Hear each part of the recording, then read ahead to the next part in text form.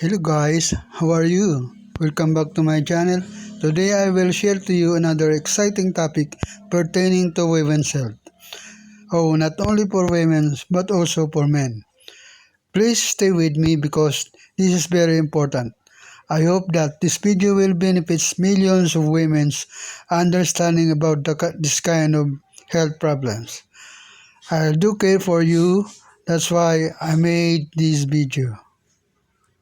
This topic is all about breast cancer, its explanation about the causes, risk factor, and prevention.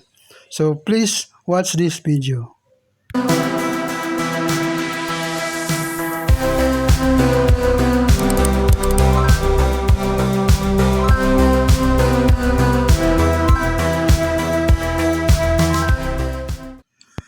Breast cancer is a disease in which cells in the breast grow out of control.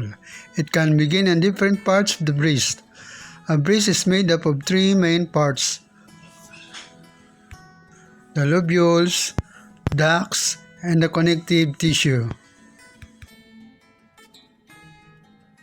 The lobules are the glands that produce milk. The ducts are tubes that carry milk to the nipple. And the connective tissue consists of fibrous and fatty tissues surround and holds everything together. Most breast cancer begin in the ducts or lobules. Breast cancer can spread outside the breast through the blood vessel and lymph vessel, and when spread to other parts of the body, it is called metastasis. Who are mainly affected by breast cancer? A.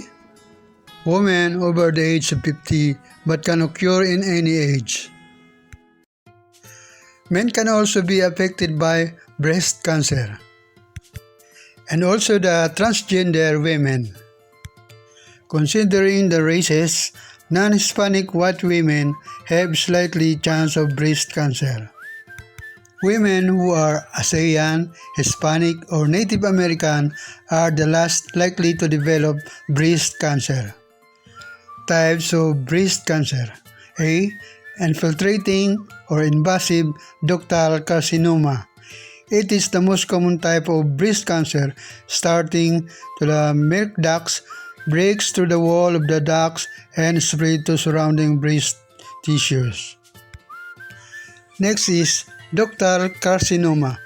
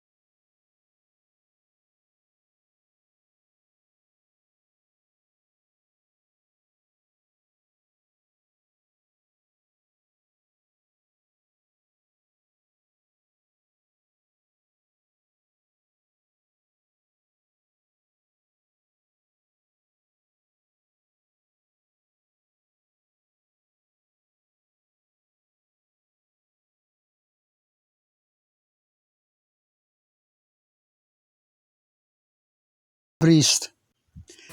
Changes to the skin over the breast, such as dimplings, a newly inverted nipple, peeling, scaling, crusting, or flaking of the pigmented area of the skin surrounding the nipple or areola, redness or pitting of the skin over your breast like the skin of an orange.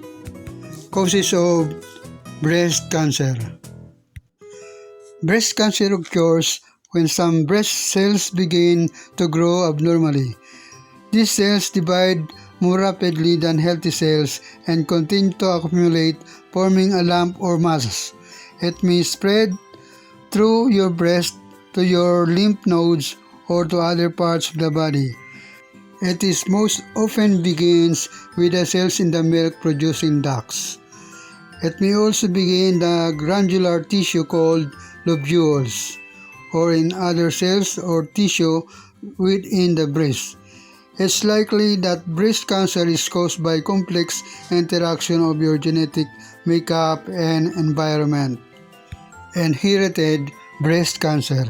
About 5% to 10% of breast cancer are linked to gene mutation passes through generation of a family. The most well-known breast cancer gene is BRCA1 and breast cancer gen 2, both of which significantly increase the risk of both breast and ovarian cancer. Risk factor of a breast cancer. Many women who develop breast cancer have no known risk factor other than simply being women. Factors that are associated with an increased risk of breast cancer. A. Being female. Women are more prone to breast cancer than men. B. Increasing age. Next is personal history of breast cancer. And then family history of breast cancer.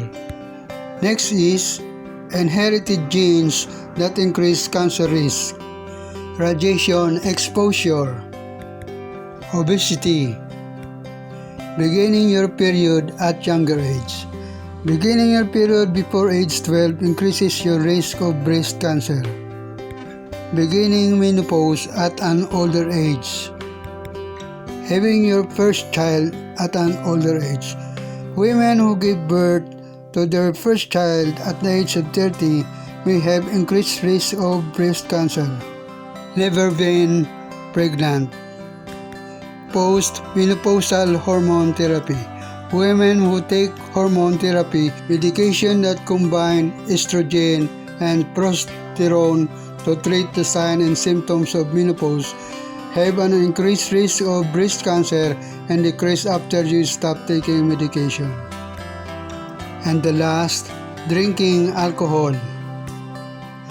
Women who are sex workers are very prone to breast cancer.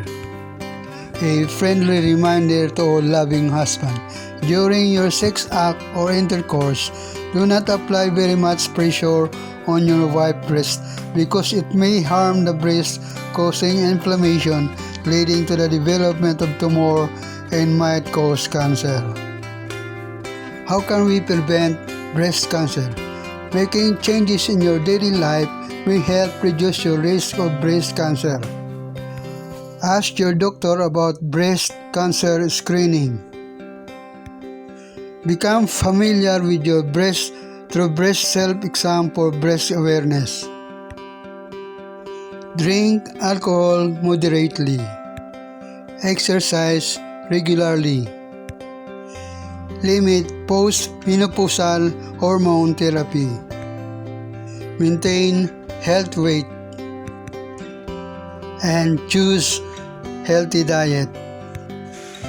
Breast cancer risk reduction for women with high risk. Preventive medication or chemo prevention. Estrogen blocking medication such as selective estrogen receptor modulator and aromatase inhibitor reduce the risk of breast cancer in women with high risk of the disease. And we have preventive surgery. A. Breast removal and ovary removal. That's all for now, guys. Shout out to all my subscribers. Thank you very much for subscribing to my channel. If you have any comment, please comment down below. I need more comment, guys. I hope this video may help you. Thank you all of you. And if you are new to my channel, kindly click the subscribe button and hit the notification bell so that you are updated to my next video. Please watch another episode of my video. Thank you for watching and God bless us all.